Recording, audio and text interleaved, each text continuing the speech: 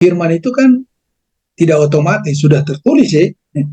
Sudah tertulis 66 kitab, tapi sekarang praktisnya apa yang kita harus lakukan terhadap firman itu? Saya Pak, ya saya sedikit Pak.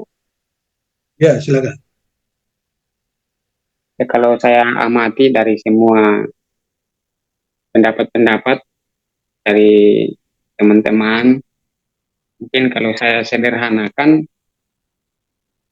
supaya kita diperbarui setiap hari, khususnya pikiran kita, tadi sudah dijelaskan ya, kata kuncinya itu firman Tuhan.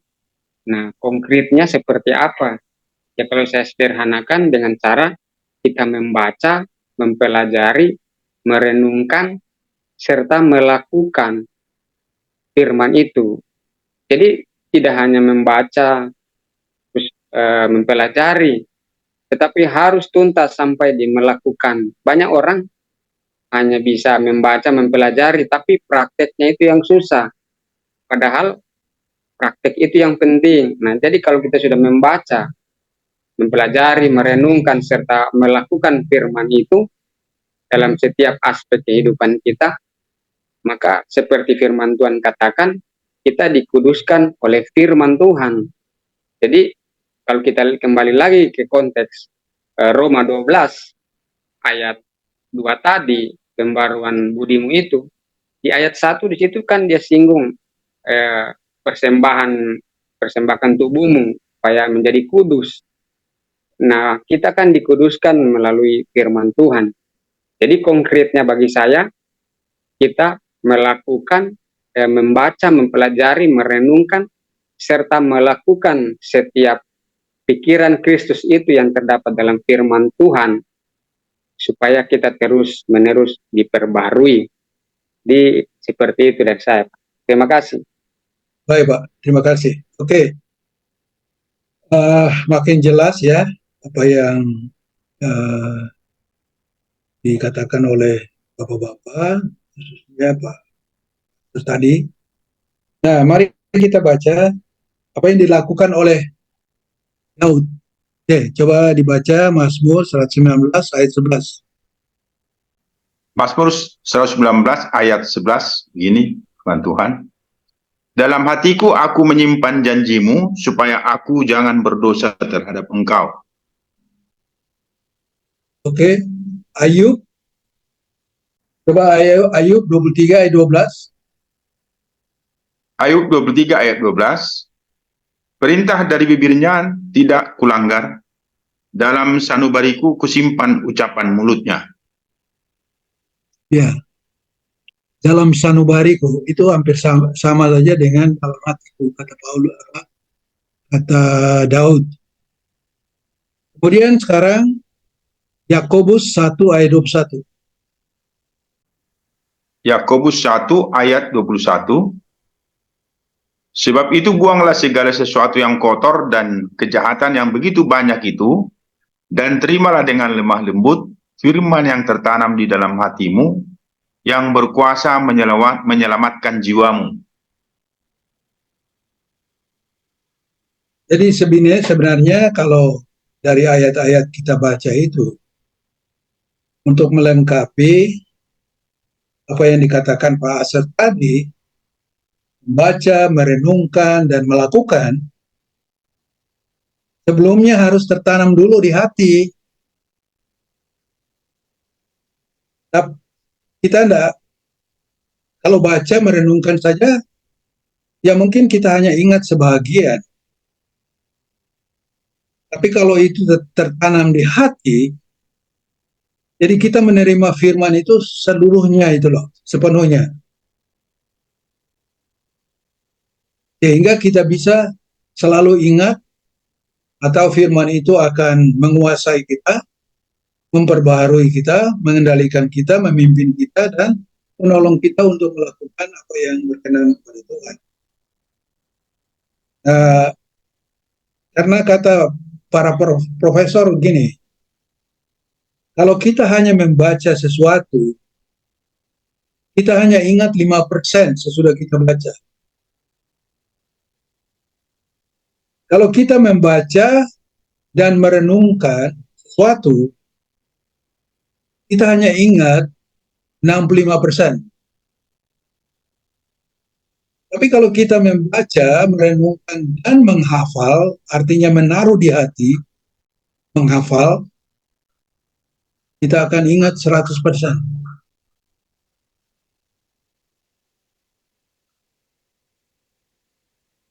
Jadi ada langkah-langkah yang kita harus lakukan. Karena kita percaya bahwa firman itu kan berkuasa. Dia sanggup untuk memperbaharui pikiran kita, budi kita tahu. Karena firman itu berkuasa sehingga misalnya ketika kita menghadapi godaan, kalau firman itu sudah tertanam dalam hati kita, dia akan muncul. Karena Paulus berkata dalam Efesus 6 ayat 17, dia mengumpamakan firman itu sebagai pedang roh. Jadi seorang prajurit itu dia tidak hanya punya skill atau sebagai iman yang sebagai perisai dan perlengkapan lain, tapi dia juga harus punya pedang, yaitu firman. Karena iblis itu akan lari oleh pedang firman. Kita lihat itu kan waktu pencobaan Tuhan Yesus ya. Nanti kan kita akan pelajari itu. Dan Tuhan Yesus 3 kali dia berkata telah tersurat, telah tersurat, telah tersurat. Dia mengucapkan firman. Jadi firman itu pedang roh. Jadi ketika kita menghadapi pencobaan, firman itu akan menolong kita seperti Daud berkata, kita tidak berdosa. Karena firman itu kebenaran. Yohanes 17 ayat 7. Firman itu kebenaran, 17 ayat 17. Dan firman itu pelita. Jadi kadang-kadang kita dalam pergumulan, firman itu akan menolong kita untuk mengambil satu langkah. Karena pelita itu kan hanya menerangi satu langkah itu. Tapi firman itu juga, Mazmur bilang, itu terang. Artinya dia bisa melihat jauh ke depan. Umpamanya seperti mobil. Mobil itu punya dua lampu kan. Jadi kalau dalam kota dia pakai lampu jarak pendek. Tapi kalau sesudah dia keluar kota, atau pada waktu dia berjalan malam, dia akan pasang lampu jauh sehingga dia melihat jauh ke depan. Nah, firman itu juga akan menolong kita untuk melihat masalah kita dalam dan mengambil satu keputusan, satu langkah, tapi juga dia akan menolong kita untuk melihat jauh sehingga kita bisa merencanakan hal yang baik di masa akan datang. Nah, jadi menurut saya kita harus membaca dalam pengertian meneliti seperti Ezra melakukannya. Ezra 7 ayat 10. Dia meneliti, artinya membaca, mengkaji, mencari pengertian dan sebagainya. Kemudian Ezra itu melakukannya dan kemudian mengajarkannya pada umat. Itu langkah-langkah yang komitmen dari Ezra 7 ayat 10. Jadi kadang-kadang kita pikir menghafal ayat itu tidak penting. Tapi bagaimana caranya kita menaruh firman itu di hati? Seperti Daud mengatakan, atau seperti Yakobus mengatakan itu, atau Ayub mengatakan tadi, yaitu dengan cara menghafal. Ada para hamba Tuhan yang suka menghafal itu, mereka katanya bisa mengambil satu kartu, ya kartunya pendek, lalu menulis misalnya membaca firman, lalu pada waktu membaca satu perikop ada ayat yang sangat menonjol, mereka menulis itu di kartu itu lalu taruh di kantong mereka sehingga tidak harus bawa Alkitab, tapi kemana aja mereka pergi atau ada waktu mereka baca lagi ulang supaya jadi hafal itu loh, karena tidak mungkin kita menghafalnya sekali sudah terjadi, sudah masuk. Pasti harus berulang-ulang. Jadi ya itu langkah membaca, merenungkan, mengkaji, dan menaruh di hati itu ya seperti pengajaran Tuhan Yesus juga dalam perumpamaan di Matius 13 ya, perumpamaan penabur. Jadi firman itu benih dan tanah itu hati. Jadi benih itu harus menyatu dengan tanah supaya dia bisa tumbuh. Karena tidak pernah ada benih yang tumbuh tanpa menyatu dengan tanah. Jadi Tuhan Yesus bilang kalau firman itu menyatu dengan hati, maka dia akan menghasilkan buah 30 kali, 60 kali, 100 kali lipat. Jadi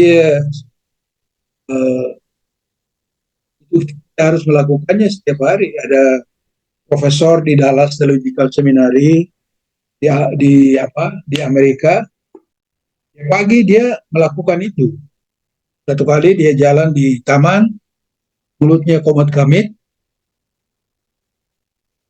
lalu tiba-tiba ada mahasiswa, salah satu mahasiswa lewat. Mahasiswa itu memperhatikan profesornya. Dia tanya, Prof, kok mulut Prof itu komat kamit, ada apa? Terus profesornya menjawab, saya sedang menghafal ayat firman untuk hari ini. Mahasiswa itu heran, dia bilang, Prof menghafal ayat? Jadi dia buat dia seperti aneh itu loh. Nah kadang-kadang kita merasa seperti menghafal ayat itu cuma anak-anak sekolah minggu. Padahal seringkali iblis juga menggunakan ayat sebagian saja untuk menggoda manusia. Jadi supaya kita melakukan dengan juga sempurna, kita harus menaruh firman itu di hati dan kita percaya bahwa firman itu berkuasa.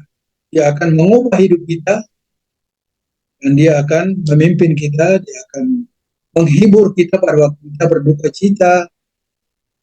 Dia akan memberi kepada kita terang pada waktu kita mengalami salah, pergumulan. Seperti ayat-ayat tadi mengatakan. Iya, ya, Ya, Pak dosen, iya, ya sedikit komentari boleh? ya silakan. Ya, jadi memang kata kuncinya itu firman Tuhan ya. Nah, kalau kita kembali ke topik pembicaraan kita tadi mengenai pikiran yang diubahkan, pembaruan budi dalam Roma 12 ayat 2 tadi, bicara tentang pikiran yang diubahkan.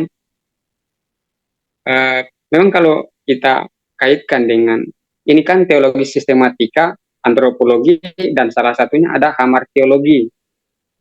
Sudah digabungkan di sini. Nah, ini memang ada hubungannya dengan hamartiologi.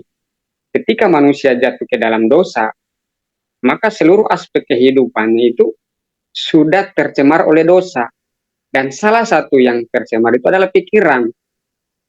Nah, Roma 12 ayat 2 mengatakan harus diperbarui nous itu, pikiran itu.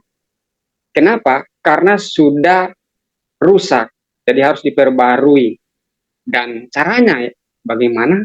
Ya kata kuncinya tadi melalui firman Tuhan. Dengan membaca, merenungkan, menaruh di hati, serta melakukannya, dan percaya firman itu berkuasa mengubah kita. Nah kalau kita kembali, kita tarik ke Taman Eden, dan kita kaitkan dengan hamartiologi, kalau kita lihat, penyebab manusia jatuh ke dalam dosa karena tidak taat firman. Tuhan bilang jangan makan buah itu, mereka makan. Artinya mereka tidak taat pada firman. Sehingga mereka total depravity, rusak total. Jadi supaya diperbarui, maka mereka harus menuruti firman Tuhan. Nah dalam hal ini, firman Tuhan yang kita punya sekarang apa? Yaitu adalah Alkitab. Perjanjian Lama dan Perjanjian Baru. Maka supaya kita terus diperbarui dan diperbarui, ya kata kuncinya kita harus membaca, merenungkan, menaruh di hati firman itu, dan melakukannya. Dan kita harus yakin bahwa firman itu berkuasa untuk merubah kita hari demi hari. Jadi supaya kita mencapai pada kesempurnaan, dikuduskan dan seterusnya. Jadi itu sedikit dari saya, Kapten. Terima kasih. Oke, terima kasih. Ya, jadi ya hanya firman yang bisa membaharui budi kita.